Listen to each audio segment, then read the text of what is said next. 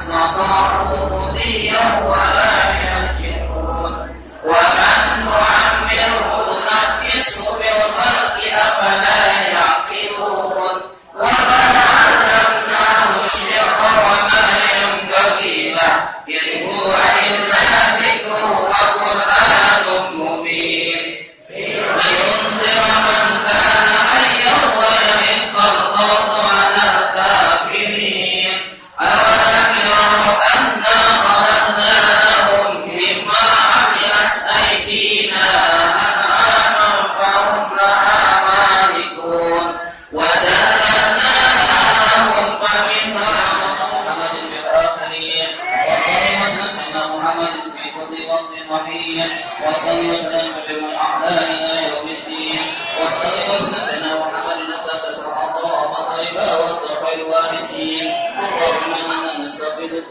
ونستغفرك دياننا وكلنا وأنفسنا وأمرنا وحدنا كل شيء أعطيتنا اللهم فقنا ويكفينا بك وأهلك وإيادك وجوارك من كل شيطان مريض وجبال عنيد ونعيم وذنب ومن شر ذي حسنا فلا كل شيء قدير اللهم جملنا بالعافية والسلامة ورزقنا بالتقوى والاستقامة وبالإجابة الندامة في الحال والمال والمكسب والدعاء وصلهم بجبالك جلالك على سيدنا محمد وعلى آله وصحبه أجمعين وارزقنا المتقين الأنصار الذين يا رحمن الراحمين اللهم تقبل واسع وما قرأنا بسورة الفاتحة الكتاب وسورة ياسين وسورة الإخلاص حسن ورحمن وذكرين وصدق وعلى الكرسي وما قلنا من قول لا إله إلا الله وما صبحنا بسبحان وبحمده وما صلينا على سيدنا محمد صلى الله عليه وسلم في هذا المسجد هدية منا واصلة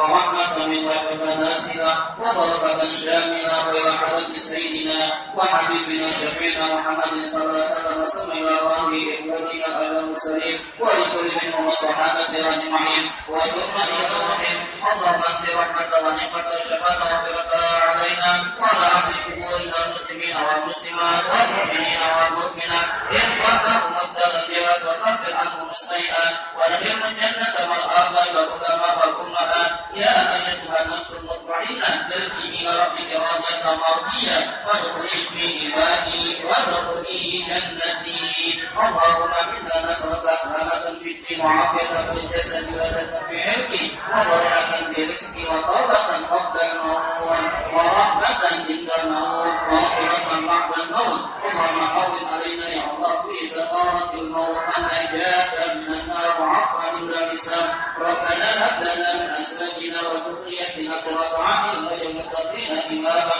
ربنا ظلمنا أنفسنا ولم تغفر لنا وترحمنا لنكونن خاسرين ربنا اغفر ذنوبنا وإسرافنا في أمرنا وثبت أقدامنا وانصرنا الكافرين ربنا آتنا في الدنيا حسنة وفي الآخرة حسنة وقنا عذاب النار وصلى الله على سيدنا محمد وسلم والحمد لله رب العالمين. السلام عليكم ورحمة الله وبركاته. Waalaikumsalam warahmatullahi wabarakatuh. Alhamdulillahi rabbil alamin wa bihi nasta'inu ala umuri dunya waddin.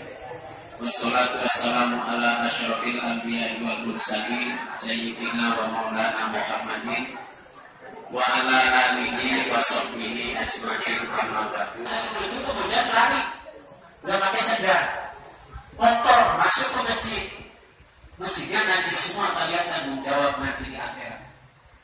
Makanya kalau bisa mulai besok hari Senin tolong bawa sandal jepit semua, disimpan masing-masing.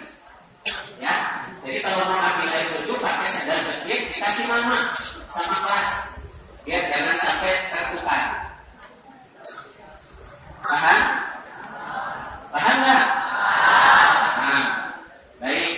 Nanti selesai ini anak-anakku sekalian, biar kalian tenang, langsung pulang.